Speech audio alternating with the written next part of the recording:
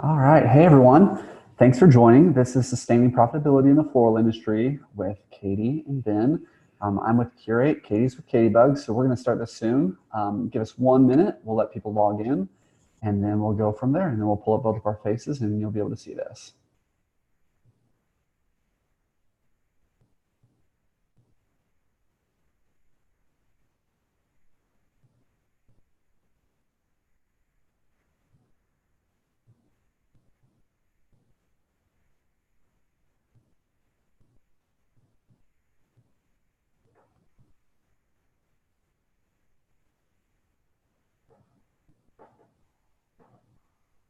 All right. It's 101. Sure. Great. Okay. We have people that are joining in right now. We'll let them get caught up. Thanks, everyone, for joining. I am Ben Glass. I'm one of the co-founders of Curate, and we have Katie here as well. I'm going to go ahead and switch the screen from Katie's beautiful headshot with her flowers to actually Katie. Perfect. All Hey, right. How's it going, Katie? doing good. Great. Thanks for hopping on. I know as a florist, as a business owner, you have 50,000 things on your plate. So I just want to thank you first off for making the time to talk to the audience. I know this is a very popular topic. We've had a lot of people that are registered for it. And then this recording will also be available later on. But the great thing about the people that are joining live, they'll have the opportunity to chat in. We'll be able to answer some questions. Katie may talk about a few points. I may dig in a little bit or may go on to the next question. And during that point, if you have any questions, feel free to chat them. If they relate to what we're talking about exactly at that moment, we'll probably address them right there. But if it is more of a topic that we'll leave a little bit later, we'll go ahead and address it at the end too, but we'll make sure we save enough time for your questions. So with that being said, I know the topic is sustaining profitability in the floral industry. It's a very important topic. Katie's going to go into the more on why it's so important. But really, this is going to be talking about pretty much how Katie got into the floral space and how she stays profitable. Every customer is different, as we all know, so there are different standards and principles that everyone does. And we want to give Katie the opportunity to kind of share those because she's been in the business for a little bit now and she's just growing. The work that she does is awesome. We get to see it. We follow her online. We'll also put at the end of the webinar, we'll put a link for her Instagram handle too, so you can see where that is as well. But with that being said, enough about me, enough of me talking. Let's chat with Katie. Katie, welcome. Thank you. Thank you, Ben. Yeah, for sure. Let's just start from the back. Go ahead and introduce yourself, your company, and kind of how Katiebug Floral started. Awesome. Well, thank you. It's an honor to get to do this today. Like he said, I'm Katie Penfield. I'm the owner of Katiebug Florals. Many people ask me where did that name come from. I got called Katiebug growing up by my family and just seemed, it actually translated over into my husband's family. My mother-in-law started calling me that. And so it just seemed like a perfect fit for my business. Very cool. Now that's great. Now you obviously have a passion for flowers, a little bit of passion for education. Where did that passion come from? Tell us a Yeah. little bit about that background. Yeah. So I actually kind of attribute a lot of my business and what I do now actually to both of my grandmothers, both my maternal and my paternal grandmothers. One, my mom's mom was an avid gardener. She's like the definition of a green thumb. And so growing up, she was always teaching me about gardening and flowers and all that kind of stuff. And so I just always had a passion for flowers from a young age. And then my paternal grandmother, my dad's mom, she actually started her own company, her own little small like boutique type shop from the ground up and had it for about 25 years and grew it into really awesome, like an awesome boutique store for a small town in Texas. Created a coffee shop that adjoined it and had like wedding registry type stuff with plates and all that kind of stuff in it. But it was really incredible to watch this woman create a business from the ground up and really help, not only did she change kind of the economy and the community of this small town, but also provided for her family through the years. So I kind of attribute both of those women and their influence in my life because as a kid and even when I started to get into high school and college and started thinking about my own future, I was always the kid. I craft and art class was always my favorite. I was always a very creative kid. And I always knew I wanted to like marry doing something creative, but also owning my own business and doing something that was mine. And so I actually went the route, I got into photography when I was in high school and I liked writing and I loved photography. So I actually went the route of photojournalism for my degree in college. I loved that and kind of did a lot of art classes, graphic design classes as well. And just was kind of, like I said, the person that all of my friends, Pinterest became a thing around that time. And so was the person that my friends would come to and say, Katie, I pinned all these things. Can you make them for me? Kind of the DIYer. And so florals kind of just happened amongst that. I started doing some flowers for friends and family for just small events. And then it kind of started to get bigger with weddings and things like that. And so here we are. You know, Katiebug Florals was born. That's awesome. And I know it's really cool when you mention that, because I love your story, because growing up around that, you know, you just naturally get a knack for that. You know, I think some people are born with creativity. Some people see it in their friends and their family around them. And they're like, oh my gosh, I just love this. I want to make it a business. Or people do it accidentally. And then all of a sudden people are like, oh, do it for my wedding, do it for my wedding. They're like, I've done 5 weddings. I don't even have a business yet. So it's cool to see the different evolutions. What we're going to do actually in this kind of forum is we're going to do a poll. We're going to go ahead and launch the poll right now, and you'll see different passions, different options for passions and where they could come from. Where did your passion for weddings and events originate? We'd love to hear, whether it was like a friends and family, maybe you were on social media and you're like, oh my gosh, this is beautiful. I could do this, or I want to do this. Or you just said, hey, you know what? I want to be creative. I just have a desire. I need an outlet for this. Go ahead and put on the poll. Or if you know what, it's something different, hit other. I'm curious to see. We'll go ahead and give a couple seconds on that.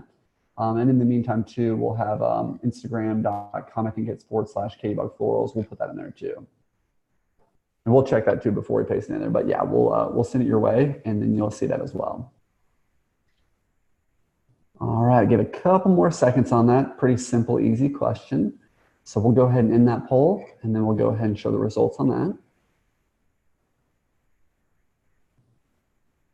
Awesome, great, cool. Yep. So it's a pretty even split, actually. So we have about 50%, about half from family and friends, and then another half desire just to be creative. So it's perfect. Social media and the other, less votes on that. But yeah, the majority is from pretty good split between family and friends and the desire to just be creative. So I think that's awesome. And I'm seeing that a lot too in the industry as well. Yeah. Now we talked a little bit about your passion, where that comes from, Katie. Tell me about, you've been in business. You started it, is it 2015 when you started? What was the official date for you? Yeah. So February 2015 was like probably the 4th or 5th wedding that I had done for a friend. And that wedding was when it just clicked something in me. I was like, you know what? I think I want to keep doing this. Yeah. Okay, perfect. So from 2015 and even, with growing up with your family in the industry kind of too, tell me about some of the changes you're seeing. I know we've talked a little bit about that just one-on-one before, but tell me kind of the changes you're seeing in the industry, whether it be with floral styles, with mechanics, or just how things are changing in the industry that you're seeing and that people need to be aware of. Yeah. I think actually that was one of the things that got me so excited about doing this as my, business, was because I was seeing, kind of the leftover, very traditional styles that were kind of being thrown out the window, and brides just in general, so I do mostly weddings, and brides in general are just doing non-traditional weddings. They do what they want, they make it their own. And so the same has to do with flowers. Their wedding flowers are very non-traditional. People aren't doing, your 2 typical arrangements on your altar with a ball bouquet for the bride anymore. People are actually, utilizing the venue, maybe a structure that's in the venue, and making almost like a floral piece of art or structure that kind of grows up, a column or something in the venue or the staircase. And so that got me really excited, and seeing people, florists and, designers alike kind of taking a really big area of engineering and bringing that into creating these florals that it doesn't make sense how they're attached or how they're built, but they're creating these, beautiful installations. And so to me, that like excited me. I'm like the type of person that loves to go to Home Depot and just walk down the aisles and be like, oh, that pipe, I can use that for this, or, whatever. So, yeah. Well, that's that creative mind, right? You can go into Home Depot and see that thing. Some people, when they go into Home Depot, they're just a bunch of sticks and poles and lumber here, but you're like, oh gosh, I can create anything from that. Exactly. Yeah. And I love what you said about the venue too. I think that's one of the things that sometimes, whether it's a newer florist or maybe even an established florist, like sometimes they just get so focused on, the arrangement and what they'll do in their studio. But I love the fact, and I actually saw on Instagram, I think you posted some of this stuff too from, I don't know if it was a stairway or something in one of your recent events, but it was like you're incorporating the venue into your arrangement. it's like being integrated, and that just makes it so cohesive, and it looks great too. And just, it gives that creative edge that you'll never be able to do that again unless you're at that venue. But it's incorporating that into it, and the bride loves the venue for a reason, and actually incorporating those together, I think is super smart too. Yeah. And budget wise, I think, when a attendee comes to a wedding and sees an installation like that, they're going to remember that so much more than just a bunch of table arrangements and bouquets, So as a bride, she's going to keep her guests talking for a long time about how cool her wedding was and those cool floral installations. So. No, that's a great point. I love it.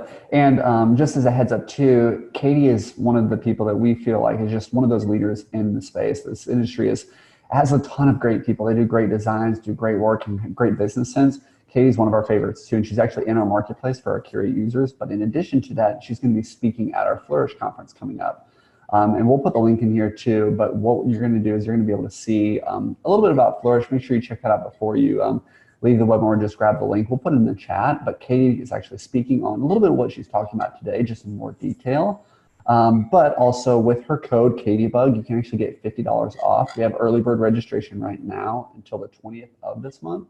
So go check that out. Make sure you use Katiebug to get that $50 off. She's going to be able to get that for you guys. And we're just super excited to have you in St. Louis at this conference. Katie, talking about what you know best, and that's just like that business side, the creativity, but just really understanding the bottom line too. So excited to have you. We'll put the link in there and we'll talk about that a little bit more too. But let's jump into kind of that topic for Flourish that you're going to be talking about a little bit with profitability. Now, this is something that we kind of put in the title whenever we said, hey, we want to sustain profitability in the floral industry. Yeah. It's a very hot topic right now. Let's start off a little bit with just scope and perception. Let's talk about bigger weddings or more weddings. Everyone's different, of course. Not one is wrong, but Katie, personally, which do you prefer between like bigger weddings or more weddings from a quantity or quality? And what advice do you have for people on this topic? Yeah. So I prefer bigger weddings, and I actually had kind of a moment of realization. Probably it was maybe about a year and a half ago. I was actually reading a blog post by Holly Chappell, the great Holly Chappell. Great. Everybody looks up to her, but she said something that really stood out to me. She said, you have to decide at a point in your business whether you want to be an artist or you want to be a production company. And for me, obviously my heart behind art and being an artist, that really kind of made me stop and say, you know what, in the midst of my growth, what direction am I trying to project myself? Do I want to be a florist who has the big production company with, a ton of staff so that we can pull off 8 to 10 weddings a weekend? Or do I like to just do 1 or 2 really intentional kind of larger weddings that, I can be there and I can be a part of it, and I get to design those types of unique, cool things that I don't want to just send a freelancer to do, because to me, that's what's important to me and my business and my branding. So yeah, I'm definitely a less weddings, bigger weddings type of person. So yeah. And I love how you explain that too. And I love, we love seeing Holly Chappell stuff come across too, as we're digging around for inspiration, resources, things like that, content. And she does a great job.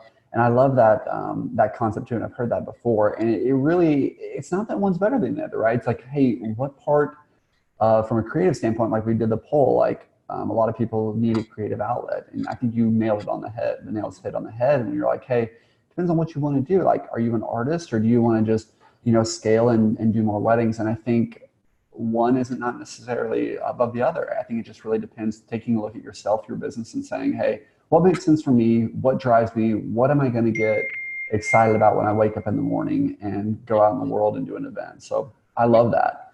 And then, when you do these bigger events, let's say the event that you did maybe 3 years ago is a little bit different than this one that you did this past weekend. You talked about a little bit bigger wedding and doing less of them. When it comes to bigger weddings, everyone gets on the topic of stem counts, right? It's like, how do you do stem counts? We obviously have talked before, and you've talked about Curate before in your stories, and we love the push there. But I know you are using Curate a little bit for your stem counts, and then just stem counts in general. How have you evolved over the years? How have you seen kind of a change in your process with stem counting? And how important is it to you from a sustainability standpoint?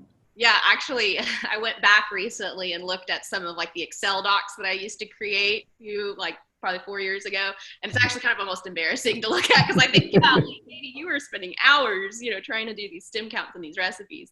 But I do use Curate, and it has changed my world and made it so much more efficient. But I do think it is really important. I mean, there's always that line you walk between being an artist and wanting to have the freedom to say, you know what, actually, I was planning 10 white roses in this spot, but I think I'm going to need 15 to achieve the look, So there is always kind of that little bit of bedroom of sticking true to your stems and stem counts and recipes, and then just getting to create freely. And I think, like with anything in life, practice makes perfect. So the more that you do things, the more you kind of then in turn, adjust those stem counts in the future. But I do think that for the subject of profitability, I think that staying or using your stem counts is really important, because then you're not in the end left over with tons of extra product, which is just a waste of your budget. And then as well, you're not also running out of product while you're at the wedding and doing that installation, and there's no time, your wholesaler's closed, and now you're outside foraging and chopping down bushes. I've done, I am guilty.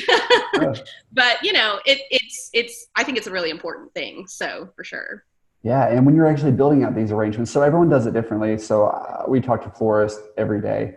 We get to hear different ways that people are doing it. I don't think there's a wrong way to do it, but do you, when you're in the consultation, you kind of give like a price up front for that bride and say, okay, it's going to be about a 250 bouquet, or do you actually do the stem counts and then say, okay, based on the number of counts, it's going to be 300, or how do you do that working with Yeah. So I used to do a little bit more of like giving those types of price points in the consultation. I switched probably about a year and a half ago. I found that in those, especially in that initial consult, it was kind of taking away from me just being able to get to know my client when I was like constantly trying to put in stem counts and trying to figure out pricing and make sure that I'm not like underpricing something and then later having to come back and say, you know what, I was wrong. And so now it actually makes those consults a little bit smoother and more enjoyable even for me, where I just tell the bride, look, I'm not going to give you any pricing in this. I just want to talk through everything. Let's talk through every type of arrangement you think you might want. Let's talk about your venue, talk about those spaces that might lend to a cool installation.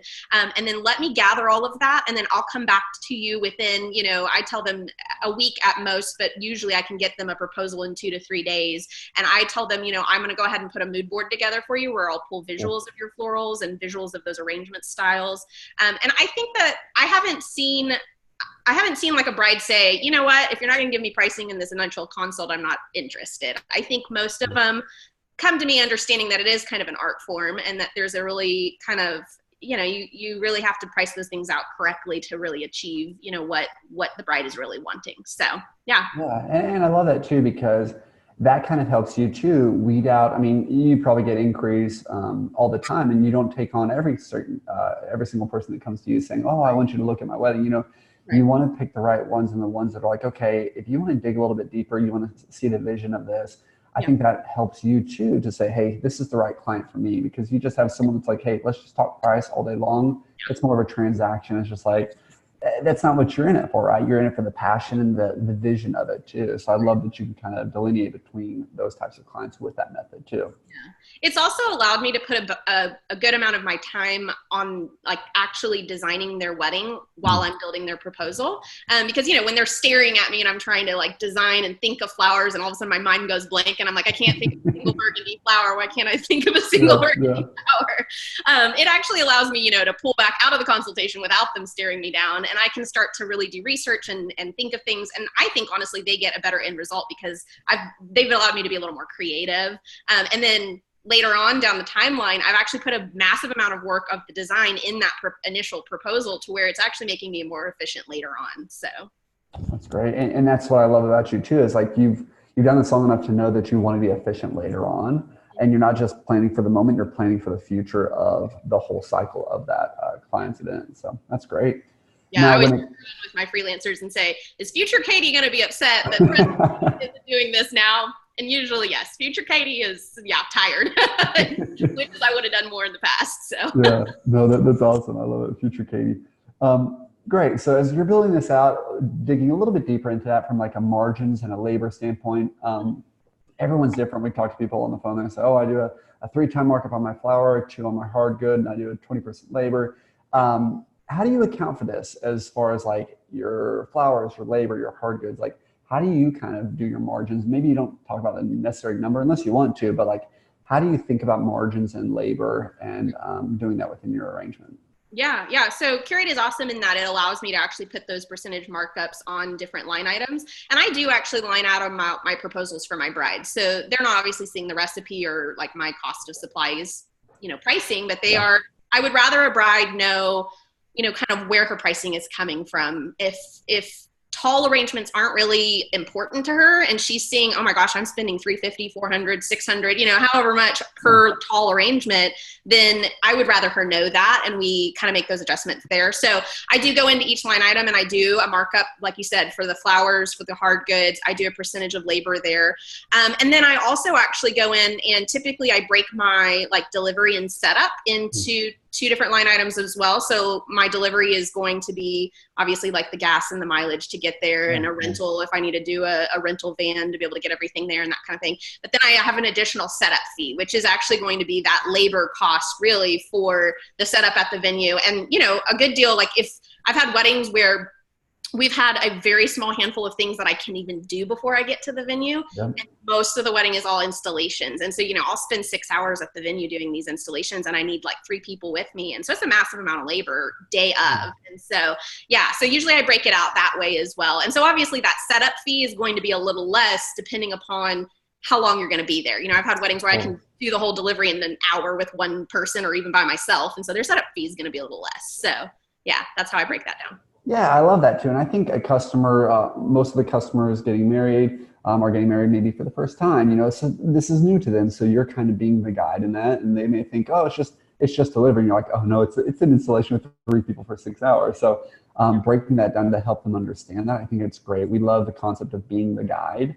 And I think just helping your client through that, I think it's so important to lay that out. Everyone's different, of course. So Katie's way versus somebody else's way may be different, but I love the thought process behind that, and I love how courteous that is to the client too, to help them out with that. Yeah, and I think also, depending upon where you're living and what your clientele is like, everyone's going to be a little bit different. So you kind of got to fill out your clientele and see what it is that they're wanting to see on their proposal. And so I've found here in the Dallas-Fort Worth area that brides really want that line item. They want to know why and where they're spending their money. And I've had brides, who maybe initially they told me their budget was $3,000 and I tell them, you're definitely going to be over that. Let me just go ahead and quote it all out. And we hit like 6 or 7. So we're almost, we're double that initial budget. Once they see it all line item out, they can appreciate why things cost the way they do. And I've had those brides turn around and say, you know what, actually, I'm going to spend $7,000 on my florals. Yeah. So, it's a good thing, I think. So. Well, I love too that you know the 3,000 up front. I know you're professional and courteous of that number they gave you, but you're also showing them kind of the thought behind it. And I think a lot of the time when it comes to upsells, people are like, oh, sometimes I give an upsell this way or that way, but actually explaining and be like, yeah, I'm being transparent with you. This is what's going to take. I have to have 2 or 3 people with me. I think that's awesome because you like have that trust factor with them and you build that trust through the proposal and through, the creativeness of that event. I think you're able to see like, okay, like they're able to see a little bit inside of what you do. You're able to see kind of their thought process, and of course, it leads to more upsells sometimes. So that's awesome. And Pinterest is kind of a love-hate relationship. It's great for inspiration, but you definitely have brides that come to you with pictures that are like 10 times their budget. And they just don't understand. I mean, obviously this is not something they do every day. So it's a love-hate for that. But that's when I take the opportunity to say, you know what, that's really not budget, but let me show you something that you'll love. Budget. Yeah, you get like an idea that, okay, this is your style. Cool. Let me show you within the price range. We're talking about what it looks like, how this converts down. Sure. Exactly. That's great. So that's awesome. So from a profitability standpoint, makes perfect sense. Love the way that you do that. Love that you're using Curate for that. We get to see kind of the ins and the outs of how you started versus where you are now. So we love that. Let's talk about sustainability though. Yeah. I know this kind of is profitability plus sustainability, but this is future Katie, right? So what is future Katie like? From a sustainability standpoint, a business owner is always focused on the bottom line, right? You're always double checking that, making sure everything looks good. How do you, and this could be a principle, this could be an action item or something you do daily, but how are you setting yourself up for success in the future? Yeah. Well, so I'm also a mom, and so juggling mom and business owner, obviously there's an even bigger push to be efficient with my time, because I mentioned in my Insta stories a few times this week about the work-life balance. And so you know, I don't want my future self to be doing some of the things that I'm doing now that that I haven't learned basically from my mistakes. And so I feel like I'm always trying to think ahead to what is my next area of growth and where am I going to become inefficient because I grew, if that makes sense. Because growth always obviously creates inefficiencies, because there's going to be something new that you're doing that you haven't done before. And so you're going to have to learn how to do those new things efficiently. And so for me, one of the things I've learned in the last few years is I obviously learned that I can't do it all by myself. And so, and that's okay. Yeah, and that is okay. So learning how to delegate. So, but also, there are times that I find that, they say spend money to make money, but there are times that I'll find that there's something that if I just spend a little money on that software or that, super cool thing that cuts all your stems at one time, it's actually basically giving me my time back, which time is money. And so it's making me more efficient. So yeah, I think just always thinking ahead of like, okay, I know I'm booking out weddings through October or November of 2020. So I know what my year is going to look like for the next year. So I see where that growth is going. So if I can say in the past, okay, if I had this many weddings at this, amount of time and I had this many workers, am I really going to be able to pull that off a year from now? Or am I going to be just running myself ragged? So yeah, just kind of always thinking ahead of like, what do I need to do to, keep myself healthy in that growth? And then also, like I said, work-life balance, do I really want to be up every night of a wedding week till 1:30, 2 o'clock in the morning making boutonnieres or whatever, And so is it more important to me to just go ahead and hire an extra freelancer and pay an extra person for, a few more hours of work to get it done so that I get my evenings back and I can, have dinner with my family and sleep all night long and be well refreshed for the next day? So. Oh, I love it. I love it that time is money. It's such a, I would say cliche, but it's so true. Like it's been around for so long, but it really is true. And when you can, I think as a business owner, it takes a level of self-awareness and professionalism to say, you know what, I have the option. I can do this or that with my time, and to be comfortable enough saying, hey, I can train a freelancer to do this for me, and I can actually eat dinner with my family tonight. Like that's very mature as a business owner. So I love that you, from a sustainability standpoint, feel that way. And I think that's a very healthy way to feel too. So that's awesome. Yeah. Cool. We had a question come through, and this may have been a little bit earlier, but since we were talking a little bit about sustainability in the future, someone did ask, what are some trends that you think that we'll see in events in the future, as far as like, what's the new thing in the future? How can we work to that? And how can we actually stay ahead of the curve by doing that stuff? Yeah. I'm assuming they're probably asking about like trends in design, maybe specifically. I think so. Yeah. So another Curate user, Sweet Root Village, based out of the DC area. Those guys, or those girls, I should say, are doing amazing things. They've done this a lot lately, but I think I've seen even installation type things on tabletops for centerpieces. People are kind of going away from like a true vase with an arrangement on top or anything like that, but using logs or moss or different things like that. And then on top of that, I think that there is also a massive trend in the floral industry right now to go more eco-friendly, and so to get away from the foam and the things that just kill our environment, quite literally. And so I think using those things like wet moss and chicken wire, or maybe figuring out a mechanic where you can use water tubes in there as opposed to sticking it into moss, or even foam. I think that's definitely, if the clientele doesn't see us going there, I definitely think that we as business owners are going that direction. So, yeah. Oh, I love that. And I love that as a society, we're being more creative too with how to do things. I heard recently, I don't know if it was you was talking about that or someone else, someone was like, yeah, doing a centerpiece and using watermelon instead of foam. And I was like, oh, okay. It's just different ways to do things. Not saying that you need to do watermelon arrangements all weekend long, everyone that's watching, but it's just that creativity of like, okay, where are we going with this? And how can I start now to be kind of ahead of the curve? So I love that aspect. Yeah.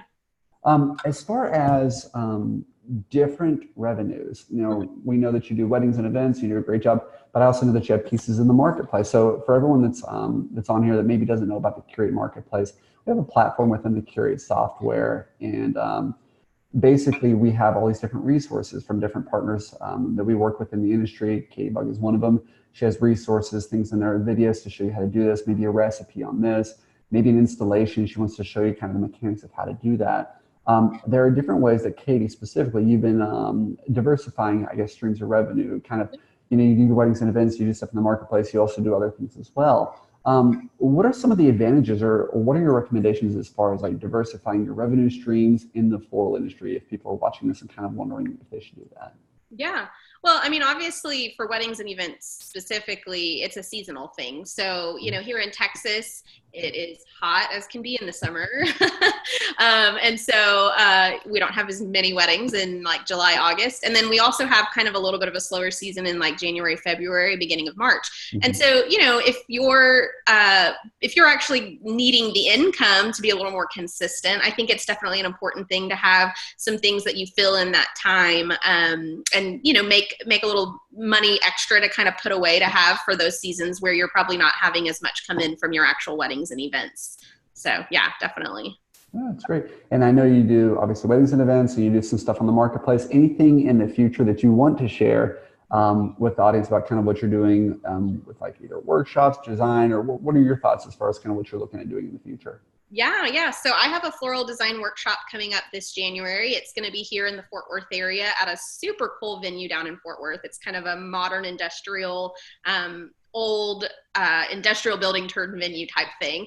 But it's going to be an all-day workshop focusing on designs and really more on the mechanics behind large installations and hanging installations. I just hosted a workshop back in June, and we did do tables and table arrangements and bouquets and a little bit of a large installation, but this one is really going to be more about those installations. We're going to deck this venue out. They've got all kinds of columns and cool beams and things to hang off of. So yeah, we're going to make basically a floral like garden growing out of this place. So definitely that. And then we'll also go a little bit into the business side, because we did touch on business a little bit in my last workshop. And I just found that those attendees just like needed that. They really wanted that because there's not as much out there for that kind of stuff. So yeah, definitely that too. And is this going to be on your website for people to register for? Maybe we can share it in the chat. Sure. Yeah. It's not up yet, but yes, it will be on my website. I'll share more. I use Instagram a lot, and especially in my Insta stories and lives and that kind of stuff. The goal right now is to have tickets go on sale on October 1st. So you'll probably start seeing a lot more, advertising for that coming up here soon. Well, great. In the chat, we have Katiebug Floral's Instagram, so make sure you give her a follow so you can see that coming out. And when she pushes that, we'll try to push it as well on our side, and we'll push it together. But it sounds very interesting. I'm excited for that. And you said January, right? Yeah, January 15th. Awesome. Cool. Mark it on the calendar, pencil it in, and look for more information coming out. Perfect. And then as far as some questions, this is a question that will kind of lead into the question that I actually want to ask you. What are some best practices that you've learned over the last 4 or 5 years of your business, whether they're life lessons or guiding practices? Let's start there, just from an overall standpoint, and then I'll ask you maybe a little bit more specific like marketing and advertising. Yeah. I think obviously with any area, any career, obviously there's a massive amount of stress that comes with it, and especially when it's your own business. And so just learning how to kind of part of that efficiency, learning how to be more efficient in the future so you're less stressed and you're not making yourself overworked or overstressed. And so, like I said, for me, I always ask that question, is future Katie going to regret that past Katie didn't do this? And usually in my current, obviously in your current time, what your time availability is. In the future, you don't. Something might go wrong at the venue, or my daughter might get sick, or something might happen that actually that future time not as available as I am right now. So when I'm planning out my days, if I think, you know what, I actually have a little bit of time to go ahead and pull my like supply lists for the month of October, and let's go ahead and start looking through that and maybe even purchasing some of that so that I know I have exactly what I need supply wise. And I don't, that's something I can do in advance, because that's another thing that's hard about the floral industry. It's not like I can go ahead and order, October 6th flowers now and start processing them, because they'll be dead. So anything you can find that you can do in advance, whether it's, maybe you're cleaning your vessels or preparing your supplies or anything like that. And, Curate helps me with that a lot, especially in the game plan tab, where I can go ahead and create a game plan for some of my future weddings, and I'll go ahead and pull my supplies there. That's been a world changer for sure. So. Oh, that's great. And you bring up a couple points that I love. Is preparing ahead. Someone told me once, and I know it's different for everybody, but like we create or could avoid potentially some of the stresses in our life. And I think just being prepared for that and really working ahead in your downtime when you can do that, I think it's super smart. It's just the planning aspect. I love that. And the game plan, for anyone that doesn't know, within Curate, you have the option to basically put together your events, whether it's like one event or multiple events that are happening on the weekend, just to manage all the different pieces that are happening that weekend. It's just a management tool on the back end. I'm glad, Katie, you use that and you're seeing the efficiencies of it. So that's great. And then from the marketing and advertising, I know you've learned things over the last several years. This goes a little bit beyond, profitability and sustainability. I think it's a little bit more towards sustainability. But what is the best way to market or advertise your floral business? What are you seeing for that personally? Yeah. Well, I think it also depends on your area. Again, like when I was talking about your clientele and where you are, I think it depends upon your area.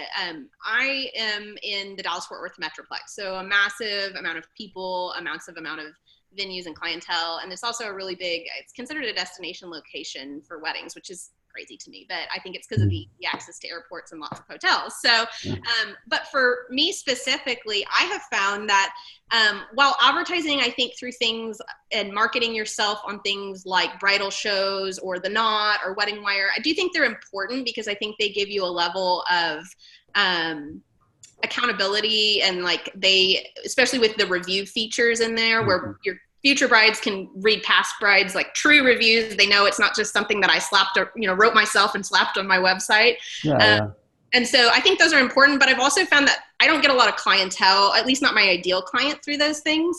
And so I've actually found that social media has been just a massive help for me. And I think Instagram specifically, because of their stories and live features, I'm finding people are just wanting to see the raw, real behind the scenes a lot more than that perfect Instagram feed, and so I get a lot of brides that both brides that have never met with me that find me through Instagram that then watch my stories and feel like they get to know me and then want to go ahead and move forward with a consultation or even booking. And then I also have a lot of brides that maybe have already booked me and weren't following me on Instagram before, but I tell them, go follow me on Instagram, and they start to follow, and it really grows and gains that trust because, maybe they booked me 9 months out from their wedding. Well, now they have 9 months worth of watching me do other people's weddings. And by the time they get to their wedding, they're like, oh, I know what she's going to do. And I know what she's going to be like. And I know that what she's going to create for me is going to be awesome. So yeah, it's definitely growing a lot of trust there.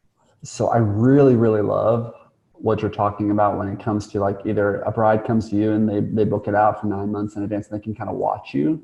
And then the people that find you on social too, I love that because that encourages you, number one, just to do you, be yourself. No one, to your point, no one really wants that like put together, pinned up, like this is what it looks like, because that's not the world, right? Everyone knows that that's just a facade. But when someone can actually see the work that goes into building an installation, or even like a time lapse of how amazing this is going to be, it's an involved process, it's beautiful, and the end result is just stunning.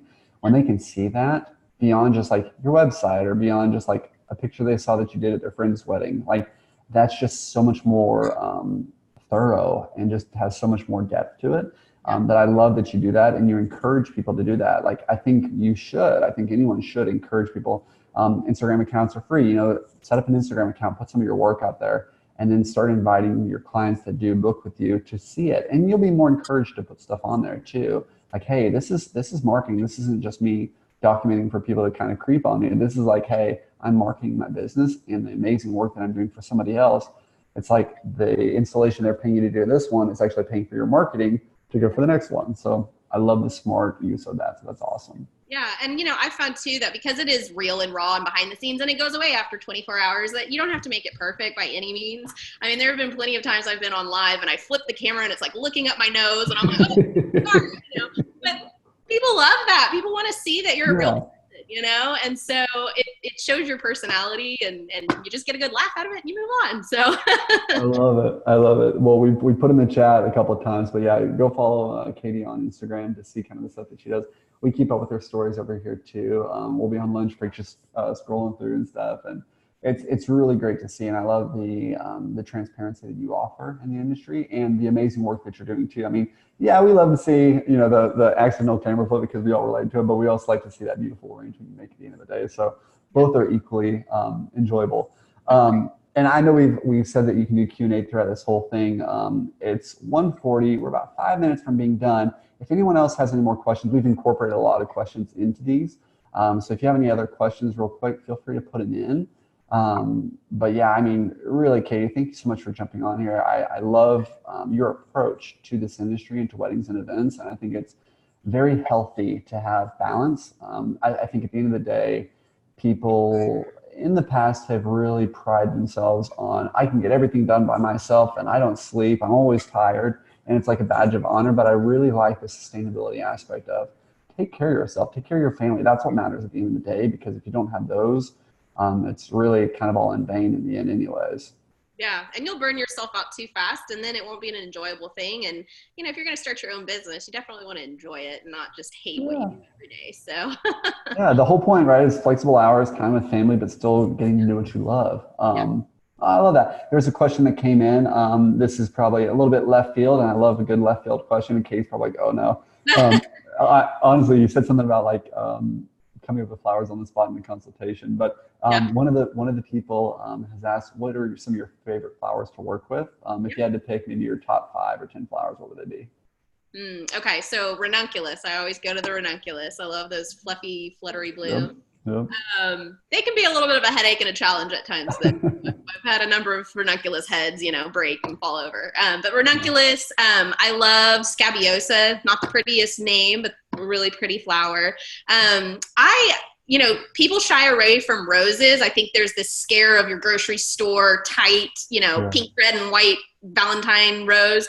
But right now there is just so many varieties coming out on the market, both in garden roses and even just your standard roses.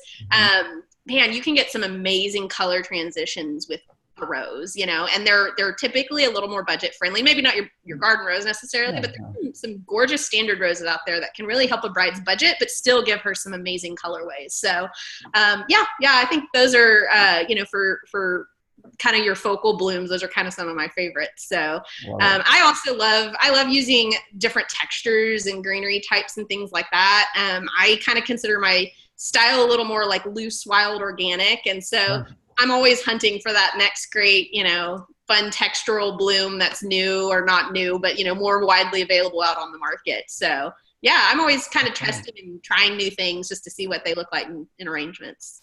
And I think that does fall into sustainability too. It's kind of a question of like, hey, what are your favorite flowers? But testing yourself and pushing yourself, maybe trying a new flower every once in a while. I think that helps you evolve as a company, or you being anyone evolve as a company, and just trying like, hey, never use scabiosa. It sounds kind of weird, but I'm going to see what it looks like. And it's a beautiful piece to work with. It's like, okay, I'm going to use this. And then your arrangements 2 years down the road could be impacted. Talk about the sustainability from just trying new things too. So yeah, well, and know your area too, what your climate is like and what your temperatures are going to be like. Obviously, here in Texas, doing hydrangeas outside in July is a really bad idea, and so, so that's another thing is I like to try out new flowers to see how they hold up in those types of environments. So, well, that's great. Perfect. Well, we'll do this. It's kind of at the time, but what we have is we'll have this recorded and sent out to everybody that joined, and people that didn't join too. Katie, they're going to be getting this webinar too. And then we'll be sharing a link. Katie will be sharing a link as well to check out this webinar, to actually see the recording of this. So Katie, thank you so much for joining. I really, really enjoyed talking to you. When we can catch up, I know it's in between things, so thank you for making the time. Yeah. And thanks for just giving that insight on profitability and how you can sustain that over time. And I think it's super important. And the different things that you've talked about are just very important to us and need to be talked about. So thank you. Well, thank you for having me. I appreciate it. It was fun. All right. Well, everyone, if you want to hear more things like this from Katie, check out Flourish. Or if you're just interested in learning more about Curate, maybe you're curious on how she transformed her business with Curate, go to that Flourish link that we have on there at the very bottom. There's a form to fill out, very short form. You can just chat with our team, see if it is a fit for you. Sometimes there are better fits for different people, but we feel like for Katie specifically, it's really transformed her business. So if you have questions about that, check out the link. We'll post it in there for the Flourish. Check her out speaking at the session. If you do register for Flourish, make sure you register with keyword Katiebug, and you'll be able to get $50 off. And do it by the 20th of September for early bird pricing. All right. Well, thank you everyone for joining. Again, Katie, thank you so much. I will send that link out to you to share for your audience, but we really enjoyed it. We'll talk soon. Bye. All right. Bye-bye.